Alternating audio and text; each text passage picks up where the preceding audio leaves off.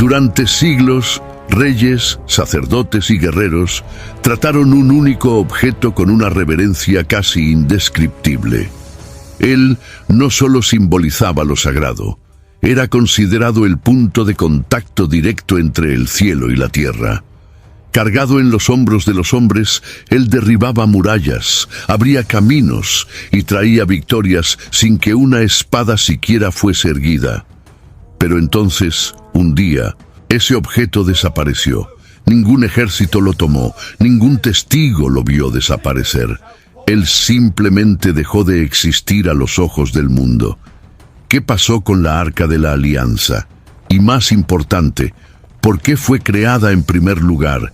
Antes de que sigamos más profundo en esta historia fascinante, vale la pena formar parte de una comunidad que ama explorar los misterios y las riquezas de las Escrituras. Toca el botón de inscripción y camina con personas que están buscando comprender cada detalle que la Biblia revela con profundidad y respeto.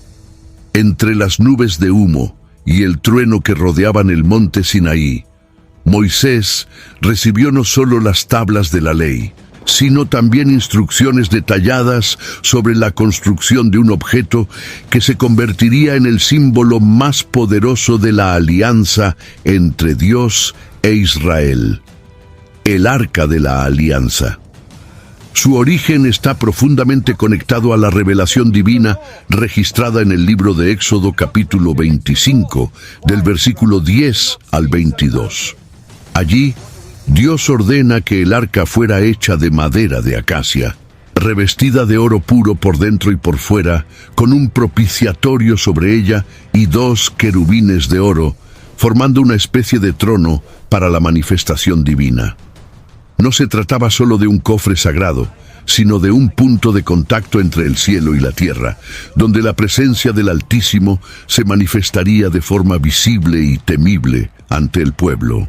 El contexto en el que el arca fue creada es crucial para comprenderla. El pueblo de Israel acababa de ser liberado de la esclavitud en Egipto y estaba siendo moldeado como nación.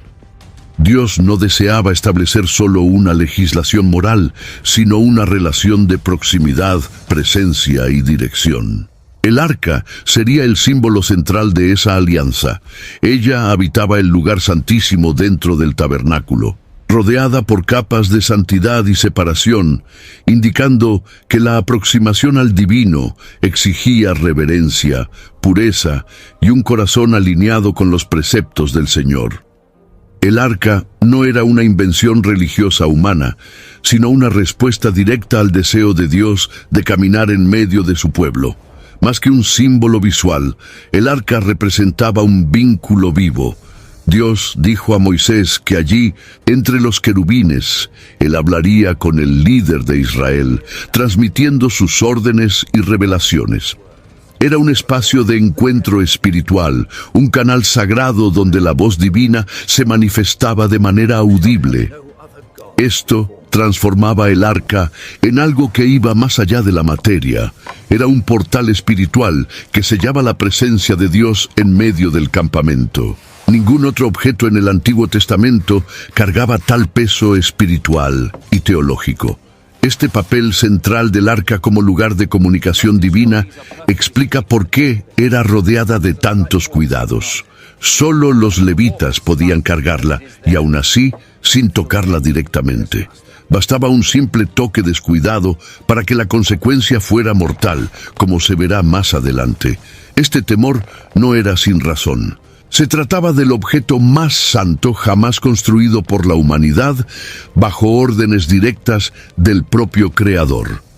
El arca enseñaba que la presencia de Dios no puede ser banalizada o reducida a un símbolo místico o ritualista.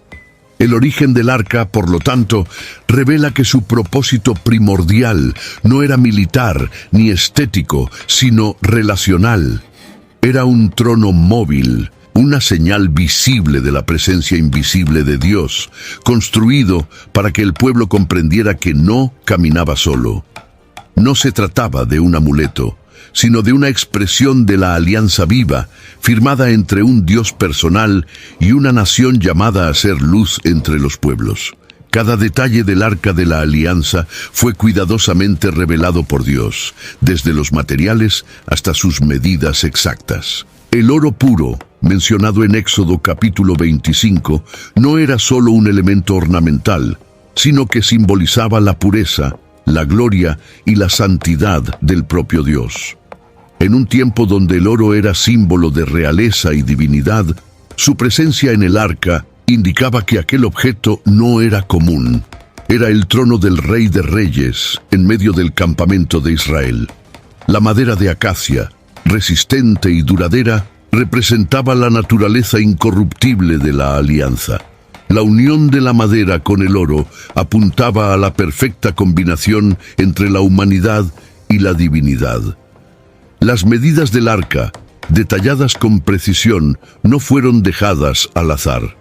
Una medida de 2,5 codos de longitud, 1,5 codos de ancho y 1,5 codos de altura, todo establecido con un simbolismo profundo. El número 3, repetido en diferentes formas en las proporciones, remite a la plenitud divina. Esto revelaba que incluso en las dimensiones físicas del arca había un mensaje espiritual codificado, enseñando que Dios es un Dios de orden, belleza y propósito en todo lo que crea. Otro elemento esencial era el propiciatorio, la tapa del arca hecha de oro macizo, sobre la cual estaban esculpidos 2 querubines con alas extendidas, mirándose uno al otro. No era solo una cobertura física, sino el lugar donde el sumo sacerdote esparcía la sangre del sacrificio una vez al año, en el día de la expiación. Esa sangre sellaba el perdón de los pecados del pueblo. En Romanos capítulo 3, versículo 25, el apóstol Pablo interpreta ese propiciatorio como un símbolo de Jesucristo, quien se ofreció como propiciación por nuestros pecados. Desde el principio, la forma y la función del arca apuntaban a verdades mucho mayores que sus materiales y formas. El arca, por lo tanto, no era solo bella en su apariencia, llevaba significados teológicos profundos.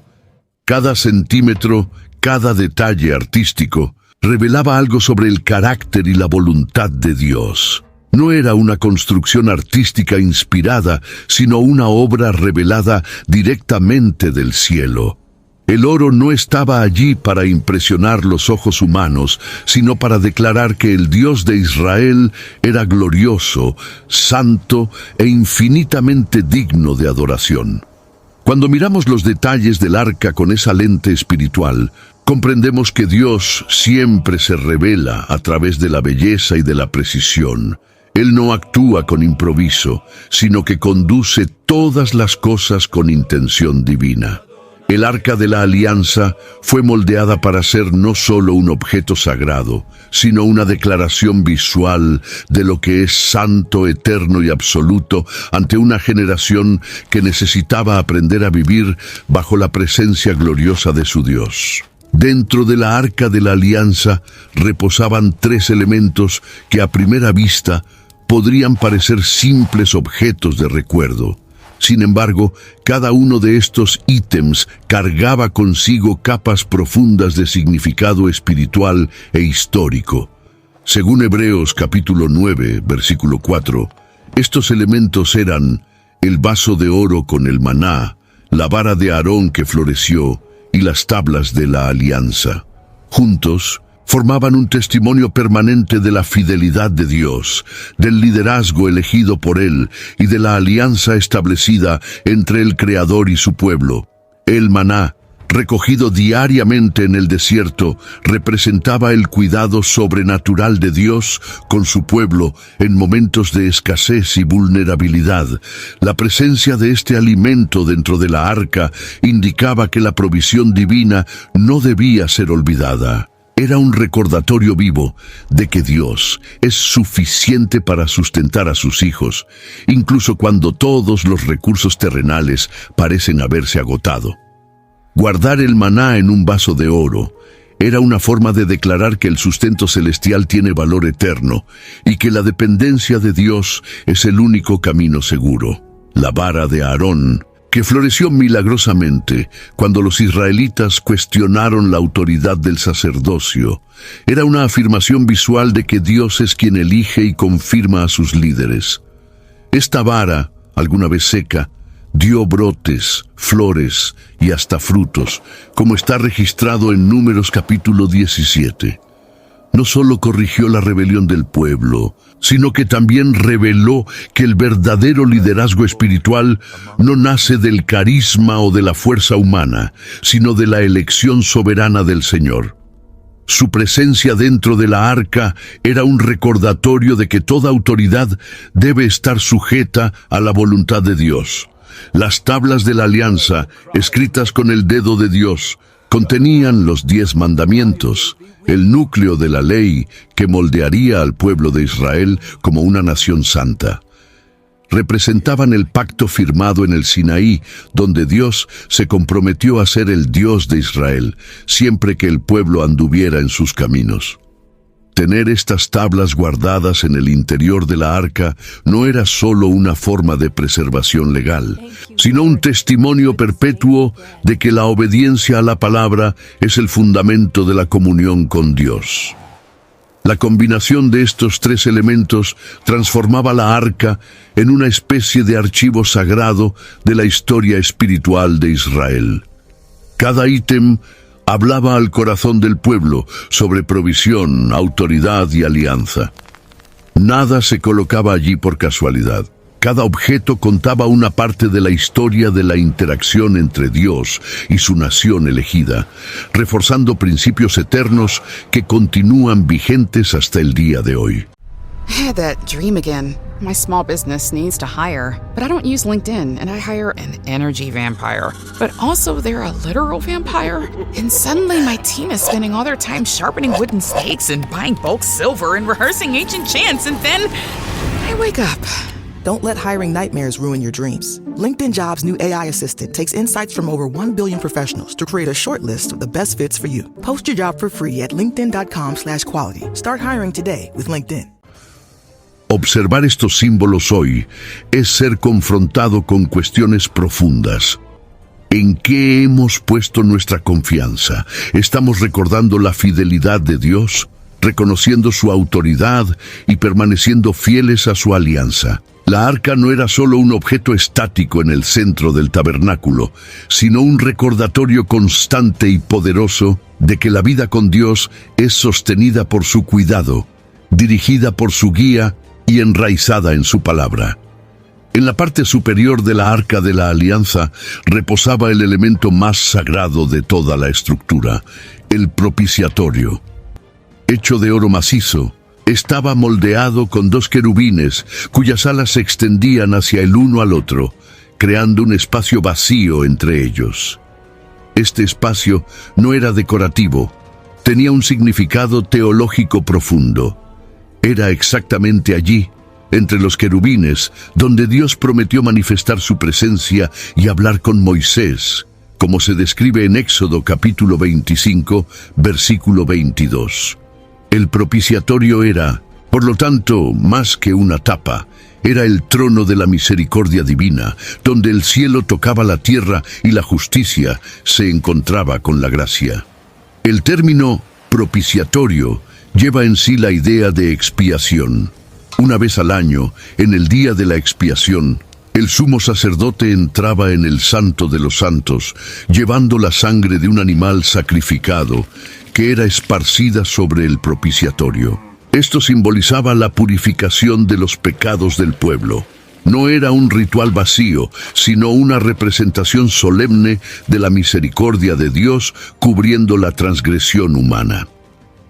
Levítico, capítulo 16. Narra este momento con profundidad, revelando que sin derramamiento de sangre no había remisión. El propiciatorio, por lo tanto, unía la justicia divina con la compasión celestial. Pero lo que impresiona es que aún con toda la grandiosidad de la arca, Dios eligió manifestarse en un espacio vacío. Entre los querubines no había imagen ídolo o representación visible de Dios. Era allí, en lo invisible, donde la gloria se manifestaba. Este detalle enseña que el verdadero Dios no se limita a formas creadas por manos humanas. Él habita lo invisible y se revela por la fe, no por la visión física. La arca apuntaba a una relación con Dios que no se basaba en imágenes tangibles, sino en una presencia que se hace real en el silencio reverente y en la obediencia a su llamado. Además, el propiciatorio revela a un Dios que elige habitar en medio de su pueblo, aun siendo infinitamente santo. La arca estaba en el centro del campamento israelita, simbolizando que la presencia de Dios estaba en el corazón de la vida de la nación. Pero esta presencia no era casual o indiferente, estaba rodeada de temor, santidad y reverencia.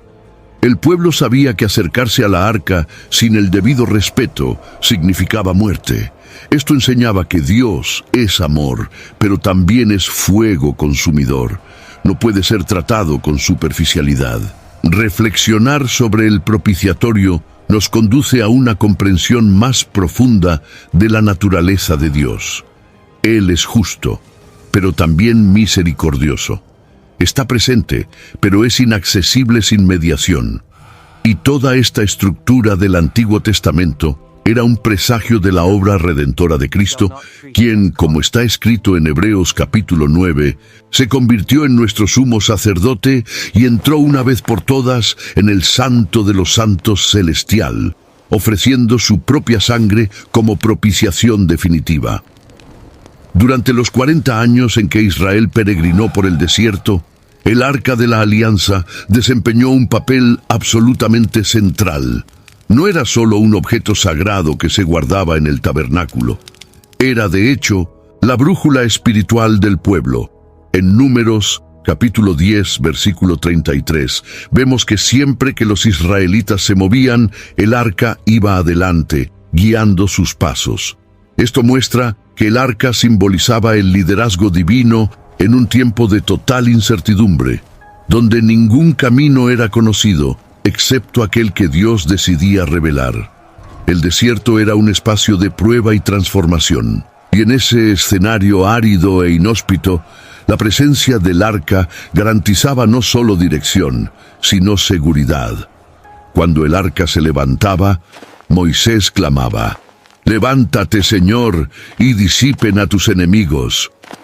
Este grito de guerra era, de hecho, un acto de fe. El arca no era conducida por los hombres eran los que seguían su movimiento. Cada desplazamiento del pueblo estaba subordinado a la nube y al movimiento de la presencia divina representada por el arca.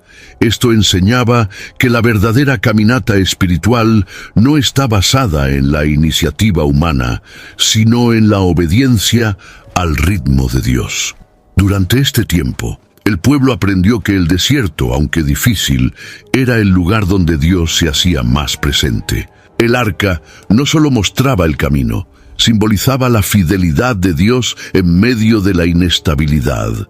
Era un recordatorio visual de que el Señor caminaba adelante, incluso cuando los horizontes parecían vacíos. Esta confianza era fundamental para un pueblo que tantas veces murmuraba, dudaba y trataba de tomar decisiones por su cuenta. El arca era, silenciosamente, una llamada constante a la dependencia. También es significativo notar que el arca siempre tenía que ser llevada en los hombros de los levitas, usando varales específicos. Eso impedía que fuera transportada en carros o por medios facilitados. Era como si Dios estuviera enseñando que su presencia exige esfuerzo, santidad y obediencia. Ningún atajo era permitido cuando se trataba de la gloria de Dios. Incluso aquellos que la llevaban necesitaban estar consagrados, con sus vidas alineadas a la voluntad divina, pues cualquier irreverencia costaría caro. Al recordar la jornada del arca en el desierto, queda evidente que representaba más que protección. Era un recordatorio continuo de que en tiempos de transición, donde todo es incierto y amenazador, la dirección segura no viene de la lógica humana, sino de la presencia constante de Dios. Y tal vez, en nuestros propios desiertos, debiéramos buscar menos por rutas alternativas y más por la presencia que va adelante. Cuando Israel partía a la guerra, era común que el arca de la alianza fuera llevada al frente del ejército. Esta práctica revelaba más que una tradición religiosa. Expresaba la creencia de que la victoria solo era posible cuando la presencia de Dios precedía a los soldados. Uno de los episodios más emblemáticos ocurre en Josué capítulo 6, cuando los israelitas, alrededor de las murallas de Jericó, llevaron el arca en silencio durante 7 días. En el 7º día, al sonido de las trompetas, los muros cayeron. No fue una táctica militar común, sino una intervención sobrenatural movida por la obediencia a la dirección divina. La presencia del arca en la línea de frente mostraba que la batalla era, ante todo, espiritual. Los enemigos de Israel no temían solo a los soldados hebreos, temían al Dios que caminaba con ellos. El arca, rodeada de levitas y precedida por trompetas de plata, representaba que el poder no venía de las espadas, sino del favor de Dios. Era la declaración pública de que Israel no confiaba en la fuerza de su brazo, sino en la intervención celestial. Cuando el arca estaba presente, lo imposible se volvía realidad. Sin embargo, este símbolo de poder no podía ser manipulado. En 1 Samuel capítulo 4, los israelitas intentaron usar el arca como un amuleto de guerra contra los filisteos, aun estando en pecado y desobediencia. El resultado fue catastrófico. El arca fue capturada. Los sacerdotes Hofni y Fineas murieron, y Israel sufrió una derrota humillante. Esto prueba que el arca no era un arma mágica, sino una representación de la alianza viva con Dios. Fuera de la obediencia, su presencia no garantizaba ninguna victoria. El verdadero poder del arca no estaba en su estructura o simbología, sino en la relación que representaba. Cuando el pueblo caminaba en alianza con Dios, su presencia traía victoria. Cuando usaban el arca como un talismán, la derrota era inevitable. Esta lección sigue siendo válida. La presencia de Dios no puede ser invocada como una fórmula. Es resultado de intimidad, reverencia y alianza verdadera. El arca iba adelante en las batallas, pero su efectividad dependía de la integridad de quienes la seguían. Ante esto, entendemos que las mayores guerras no se ganan con fuerza humana, sino con la presencia real y activa de Dios adelante. En nuestras luchas actuales, espirituales o emocionales, la lección del arca sigue siendo clara. No es la estrategia la que garantiza la victoria, sino la presencia. Cuando Dios está adelante, incluso los muros más impenetrables caen. La arca de la alianza, símbolo máximo de la presencia de Dios, también protagonizó uno de los episodios más oscuros de la historia de Israel: su captura por los filisteos. El relato, encontrado en 1 Samuel capítulo 4, revela un momento en que la confianza del pueblo fue colocada no más en Dios, sino en el objeto sagrado en sí. Tras una derrota humillante para los filisteos, los ancianos israelitas decidieron traer la arca del Señor al campo de batalla, como si ella fuera un talismán de poder automático. El error fue grave, pues la arca no podía ser manipulada para servir a voluntades humanas desconectadas de la obediencia y de la reverencia al Dios que ella representaba. Lo que siguió fue un desastre espiritual. Hofni y Fineas, hijos de Eli y sacerdotes corrompidos, estaban entre los que cargaban la arca. Sus pecados ya habían provocado la ira divina, y ahora intentaban forzar la mano de Dios en una guerra que Él no había ordenado. Los filisteos, incluso temiendo la presencia de la arca, enfrentaron a Israel con ferocidad y ganaron la batalla. La arca fue tomada, miles de soldados israelitas murieron, y el propio Eli, al escuchar la noticia, cayó y murió. El grito de desesperación de su nuera al dar a luz un hijo y llamarlo Icabod resume el horror de aquel día. Se fue la gloria de Israel. La captura de la arca reveló que la presencia de Dios no puede ser separada de la santidad. Cuando la nación se aleja de la alianza, incluso los símbolos más sagrados pierden su función espiritual. Dios no es cómplice de estrategias humanas camufladas de fe. La arca, que tantas veces trajo victoria, ahora estaba en manos de los enemigos, y eso dejaba claro que la gloria de Dios no puede ser manipulada o invocada por rituales vacíos. El pueblo había olvidado que la obediencia vale más que sacrificios y que la santidad precede el favor divino. Este episodio también expone una verdad dura, pero necesaria. Hay momentos en que Dios permite que su gloria se aleje como forma de juicio y corrección. La presencia de Él no es automática ni garantizada por objetos o títulos. El alejamiento de la arca fue, en esencia, un reflejo del alejamiento del corazón del pueblo. El dolor de esa pérdida se convirtió en un punto de inflexión en la conciencia espiritual de Israel, que necesitaría reaprender a reverenciar al Señor de todo corazón y no solo a cargar sus símbolos. La captura de la arca, por lo tanto, no fue solo una derrota militar, sino una tragedia espiritual. Ella reveló cuán frágil es la fe basada en símbolos y cuánto es peligroso tratar de usar a Dios como una extensión de los propios deseos. Esta narrativa nos invita a una reflexión honesta. ¿Estamos buscando la presencia real de Dios o solo usando su nombre para validar nuestros caminos? Tras años de negligencia y silencio, la Arca de la Alianza permaneció alejada del centro de la vida espiritual de Israel. Fue solo con la ascensión del rey David que surgió el deseo sincero de restaurar la adoración verdadera y recolocar la arca en su debido lugar. David no veía la arca como un amuleto, sino como el símbolo de la comunión perdida entre el pueblo y su Dios. En 2 Samuel capítulo 6, vemos al rey decidido a traerla a Jerusalén, el nuevo centro político y espiritual de la nación, restaurando la gloria de la presencia de Dios en medio del pueblo. Ese deseo de David revelaba no solo celo religioso, sino pasión auténtica por la presencia divina. El rey sabía que Israel no podría prosperar si no estuviera centrado en Dios. La arca, olvidada por Saúl, fue ahora colocada como prioridad. La fiesta que David organizó para el transporte de la arca era una celebración pública de la reconexión espiritual de la nación. Canciones, instrumentos, alabanzas, todo giraba en torno al retorno de la gloria. El rey estaba dispuesto incluso a humillarse, danzando con todas sus fuerzas ante la arca, mostrando que para él, el culto no era solo institucional, sino profundamente personal.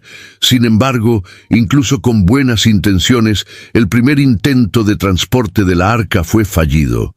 Ella fue colocada en un carro nuevo, conducido por Uzá y Aió, y en medio del camino, al intentar evitar que la arca cayera, Uzá la tocó y cayó muerto inmediatamente. El error fue sutil, pero fatal. Dios había instruido que la arca fuera cargada en los hombros de los levitas y no transportada en carros. Este episodio, registrado también en 1 Crónicas capítulo 13, recuerda que la presencia de Dios exige obediencia a los detalles. Ni siquiera el entusiasmo espiritual puede sustituir la reverencia a la palabra. David se sintió consternado con la muerte de Uzá y decidió interrumpir el transporte. La arca fue dejada en la casa de Obed-Edom, donde permaneció por 3 meses, y allí una nueva revelación emergió. La presencia de Dios trae bendiciones donde es honrada. La casa de Obed-Edom prosperó, y esto reencendió en David la certeza de que la arca necesitaba regresar a su lugar entre el pueblo. Con temor y reverencia renovados, David intentó nuevamente, ahora de la manera correcta, con los levitas consagrados, siguiendo al pie de la letra los preceptos del Señor. La actitud de David nos enseña que restaurar la presencia de Dios exige más que entusiasmo. Es preciso humildad para reconocer errores, reverencia para obedecer con precisión y valentía para persistir incluso tras fracasos. La arca no era solo un símbolo nacional, sino la señal de que Dios quería habitar entre su pueblo. Y para David, nada era más importante que ver esta gloria nuevamente entre los hijos de Israel. El episodio de la muerte de Uzá, registrado en 2 Samuel capítulo 6, es uno de los momentos más impactantes y al mismo tiempo más incomprendidos de la historia del Arca de la Alianza. A primera vista puede parecer severo que un simple toque resultara en muerte instantánea, pero el contexto revela algo más profundo. No fue solo un error físico, sino una negligencia espiritual grave.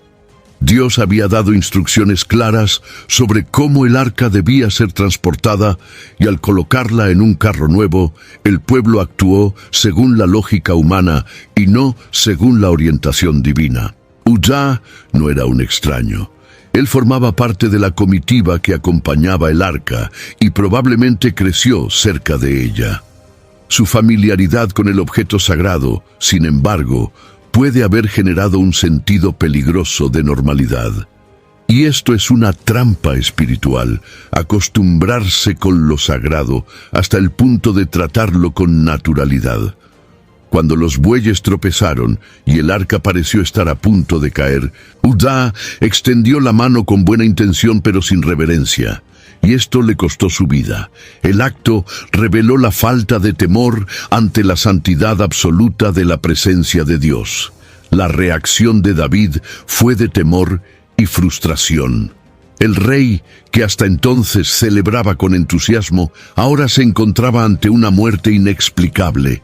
Temió traer el arca a su casa y la dejó en la casa de Obed-Edom. Este momento marcó un cambio en la comprensión de David sobre la presencia de Dios. Comprendió que las buenas intenciones no sustituyen la obediencia y que la presencia divina es gloriosa, pero también exige santidad. La muerte de Uzá no fue solo un castigo, sino una lección viva de que lo sagrado no puede ser tocado de manera ligera. Este evento plantea una alerta para todos los que lidian con las cosas de Dios. Vivimos en tiempos donde la irreverencia se mezcla con la libertad espiritual y muchos confunden acceso con permisividad. Uzá nos recuerda que Dios sigue siendo santo y que su presencia, aunque accesible, nunca será común. La gloria de Dios trae vida, pero también puede traer juicio cuando se trata con falta de respeto. Tocar el arca sin estar preparado era desafiar los límites impuestos por un Dios que no se adapta a la voluntad humana. Ante esta escena, somos desafiados a reevaluar cómo hemos tratado con lo que es santo. ¿Hemos tratado la presencia de Dios con reverencia o con negligencia? ¿Estamos obedeciendo a las instrucciones divinas o adaptándolas a nuestra conveniencia? La muerte de Uzá nos confronta, pero también nos invita a una santidad más profunda, a un temor que no paraliza, sino que prepara el corazón para vivir ante la gloria sin ser consumido por ella.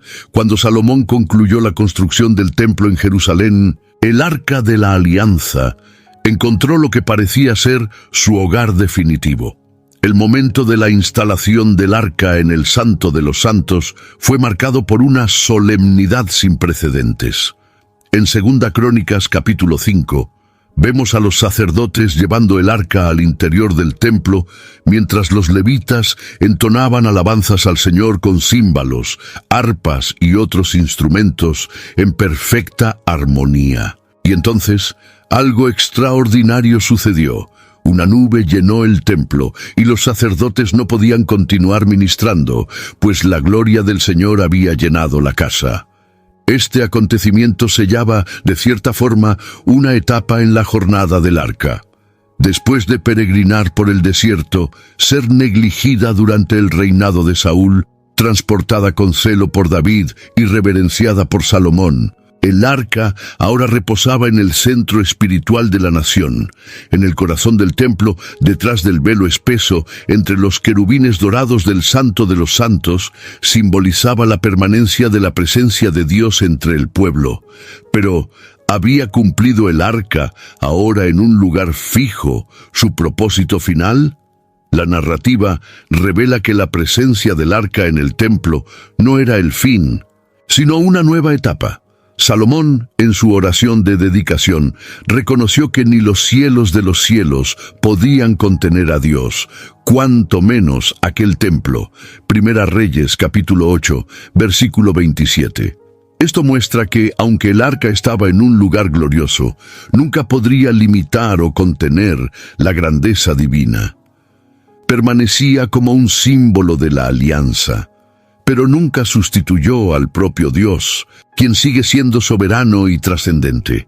Con el tiempo, sin embargo, la presencia del arca en el templo fue oscurecida por la infidelidad del pueblo. El corazón de Salomón, antes dedicado, se desvió. Reyes posteriores se entregaron a la idolatría, y la corrupción contaminó el sacerdocio. El arca, aunque estaba allí, ya no era más el centro de la verdadera adoración. Esto revela una verdad profunda.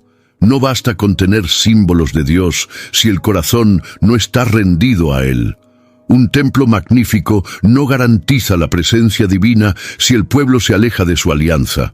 Por lo tanto, incluso en la cúspide de su reverencia, la presencia del arca en el templo apuntaba a algo más allá. Era un recordatorio de que Dios desea más que estructuras físicas. Anhela corazones contritos y alianzas vivas. El templo podría ser imponente, pero la verdadera gloria residía en la comunión continua entre el Creador y su pueblo.